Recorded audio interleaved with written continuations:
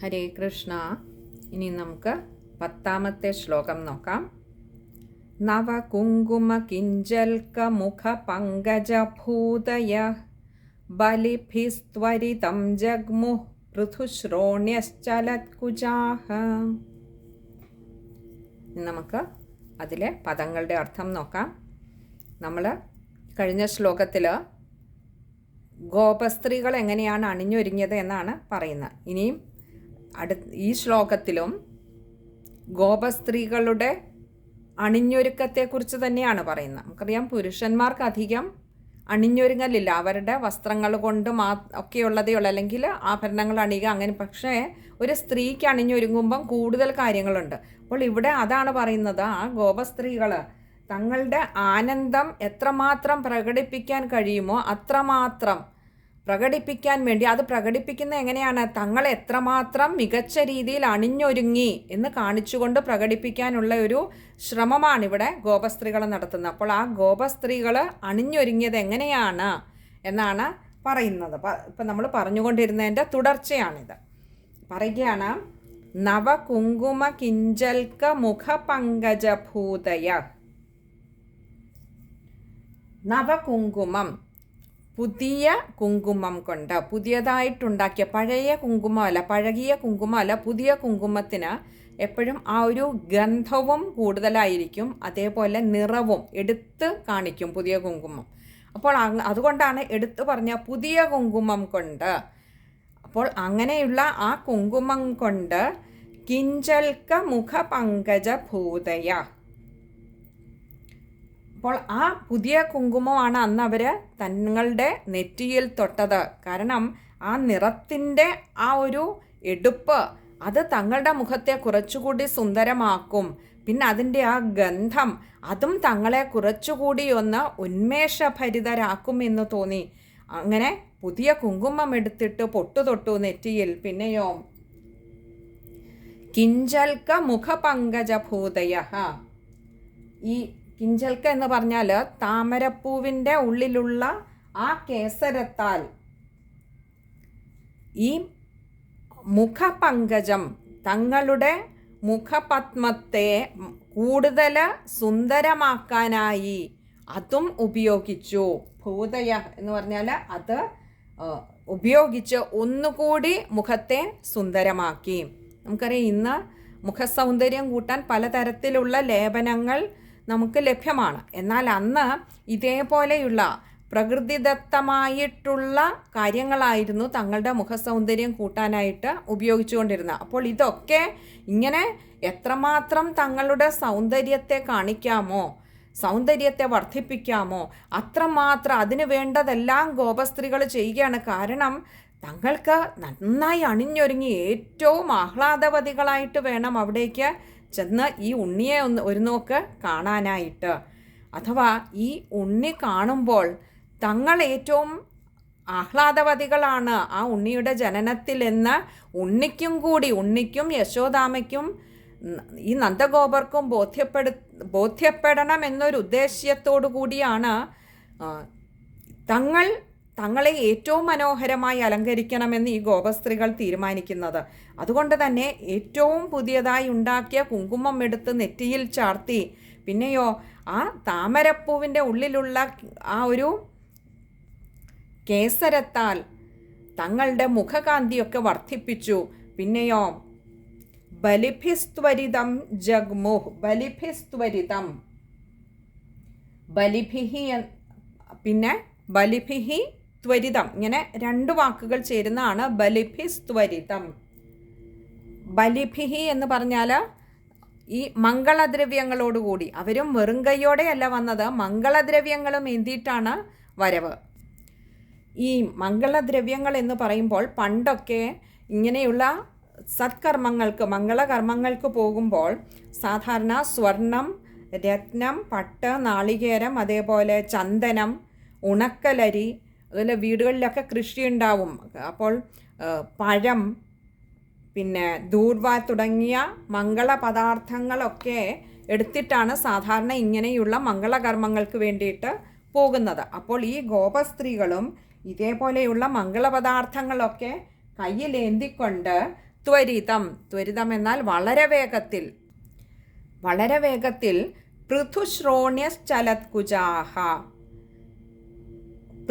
പൃഥുശ്രോണ്യഃ ചലത്കുജാഹ, ഇങ്ങനെ രണ്ട് വാക്കുകൾ ചേരുന്നതാണ് പൃഥുശ്രോണ്യശ്ചലത്കുജാഹ.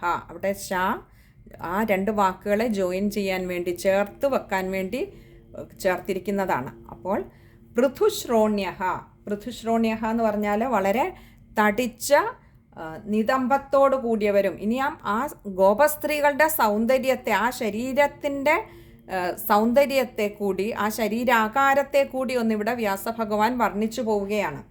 പറയാണ് വളരെ തടിച്ച നിതംബത്തോട് കൂടിയവരും, ചലത്കുജാഹ, ഇളകുന്ന സ്ഥലങ്ങളോട് കൂടിയവരും. അങ്ങനെ പറയാൻ കാരണം അതിന് തൊട്ട് മുൻപ് പറഞ്ഞ് ഇവർ വളരെ വേഗത്തിലാണ് വന്ന് ഇങ്ങനെയൊക്കെ അണിഞ്ഞൊരുങ്ങി വളരെ വില കൂടിയ വസ്ത്രങ്ങളും ആഭരണങ്ങളും ഒക്കെ ഇട്ട്, അതേപോലെ തന്നെ തങ്ങളെ തന്നെ അലങ്കരിച്ചു, പുതിയ കുങ്കുമം കൊണ്ട് നെറ്റിയിൽ കുറിവെച്ച്, മുഖത്തിൻ്റെ കാന്തി വർദ്ധിപ്പിച്ച്, കേശഭാരത്തെയെല്ലാം വളരെ അഴകിൽ ചീകിയൊതുക്കി, അതേപോലെ തന്നെ കയ്യിലാകട്ടെ ധാരാളം മംഗളപദാർത്ഥങ്ങളും ഏന്തിയിട്ടാണ് വരുന്നത് എന്ന് പറഞ്ഞിരുന്നു. ഇവിടെ ജഗ്മോഹ്, നമ്മളൊരു വാക്ക് പറയാൻ വിട്ടുപോയി. ജഗ്മോഹ് എന്ന് പറഞ്ഞാൽ അവർ പോയി എന്നർത്ഥം, അതായത് നന്ദഗോപരുടെ ഗൃഹത്തിലേക്ക് പോയി എന്നർത്ഥം. അപ്പോൾ കൈകളിലാണെങ്കിൽ അവരും കൈകളിൽ ധാരാളം സാധനങ്ങൾ എടുത്തിട്ടുണ്ടല്ലേ, ഉണക്കലരി, സ്വർണം, രത്നം, നാളികേരം, പഴം തുടങ്ങി ധാരാളം മംഗളദ്രവ്യങ്ങൾ എടുത്തിട്ടാണ് ഇവർ ഈ ഉണ്ണിയെ കാണാനായിട്ട് പോകുന്നത്. അതുകൊണ്ട് തന്നെ വേഗത്തിലോട്ട് ഓടാനും വയ്യ, ധാരാളം ഭാരമുള്ള സാധനങ്ങൾ കയ്യിലുണ്ട്. തന്നെയുമല്ല ഈ ഗോപസ്ത്രീകൾ തന്നെ പൊതുവെ തടിച്ച ശരീരപ്രകൃതമുള്ളവരാണ് എന്ന് കാണിക്കാൻ വേണ്ടിയിട്ടാണ് തടിച്ച നിതംബത്തോടു കൂടിയവരാണ് എന്ന് പറഞ്ഞത്. അപ്പോൾ അങ്ങനെയുള്ള സ്ത്രീകൾക്ക്, അങ്ങനെയുള്ള ഈ ഗോപസ്ത്രീകൾ തടിച്ച ശരീരം ചേരുന്നതാവുമ്പോൾ, തടിച്ച ശരീരവും കൂടി ഉള്ളവരാകുമ്പോൾ ഇങ്ങനെ ഭാരമുള്ള വസ്തുക്കളും എടുത്തിട്ട് വേഗത്തിൽ പോകാൻ കഴിയുന്നില്ല. പക്ഷെ ഇവരാകട്ടെ ഇവരുടെ കഴിവിൻ്റെ പരമാവധി വേഗത്തിൽ ഇവർ ഓടുകയാണ്. അങ്ങനെ പോകുമ്പോൾ ഇവരുടെ സ്ഥലങ്ങളൊക്കെ ഇളകുന്നു എന്ന് പറഞ്ഞാൽ അത്ര വേഗത്തിൽ ഓടുകയാണ്.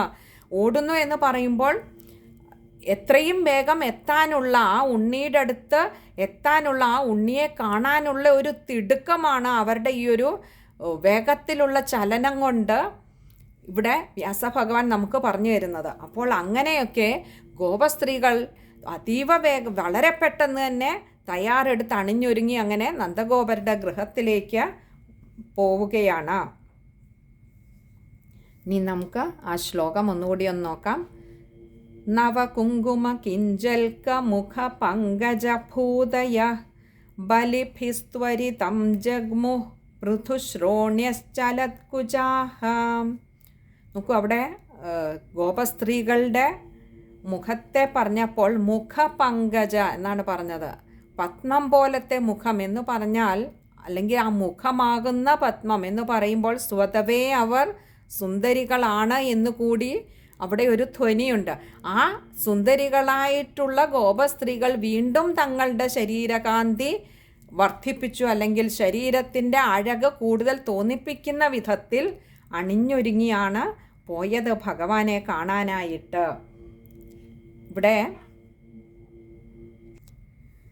എൻ്റെ ഗുരു പറയാറുണ്ട്, ശിവഭഗവാൻ അഭിഷേകപ്രിയനും ഭഗവാൻ ശ്രീകൃഷ്ണ ഭഗവാൻ അലങ്കാരപ്രിയനുമാണ് അത്ര. അതുകൊണ്ട് ക്ഷേത്രങ്ങളിൽ നമ്മൾ പോകുന്നതും ഈ ഗോപസ്ത്രീകൾ പോയതുപോലെ വെറും കൈയോടെ പോകാനും പാടില്ല.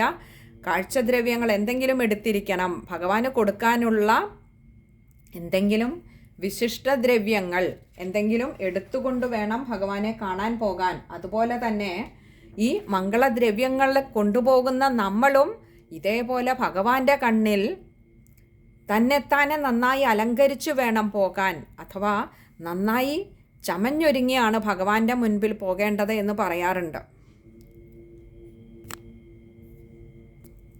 ഇനി നമുക്ക് ആ ശ്ലോകം വായിക്കുമ്പോൾ ശ്രദ്ധിക്കേണ്ട കാര്യങ്ങൾ, ഇവിടെ 3 വിസർഗം വരുന്നുണ്ട്. ആദ്യത്തെ പാദത്തിൻ്റെ അവസാനവും രണ്ടാമത്തെ പാദത്തിൻ്റെ അവസാനവും പിന്നെ ഒന്ന് ജഗ്മുഹ് എന്ന് പറയുന്നിടത്തും വിസർഗമുണ്ട്. അതും കഴിയുന്നതും പകുതി ഹകാരത്തിൽ വായിക്കുക. പിന്നെ ഒന്ന് ആദ്യത്തെ പാദം മുഴുവൻ നവകുങ്കുമ കിഞ്ചൽക്ക മുഖ പങ്കജ ഭൂതയ അതത്രയും ചേർത്ത് തന്നെ വായിക്കേണ്ടതാണ്. അത് പിരിച്ചു വായിക്കരുത്. അതുപോലെ ബലിഭിസ്ത്വരിതം അത് ചേർത്ത് വായിക്കുക. പൃഥുശ്രോണ്യശ്ചലത്കുജാഹ അതും ചേർത്ത് തന്നെ വായിക്കേണ്ടതാണ്. ഇത്രയും കാര്യങ്ങളാണ് ആ ഒരു ശ്ലോകം വായിക്കുമ്പോൾ ശ്രദ്ധിക്കേണ്ടതായിട്ടുള്ളത്. ഹരേ കൃഷ്ണ.